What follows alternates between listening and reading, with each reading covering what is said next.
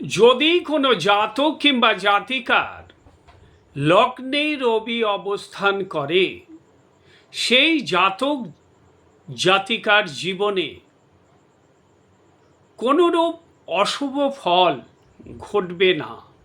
28 বছর বয়সের পর থেকে তার জীবনে প্রভূত উন্নতি শুরু হবে। শুধু 28 নয়, অল্প বয়সে সে জীবনে প্রতিষ্ঠা লাভের সুযোগ অর্জন করবে।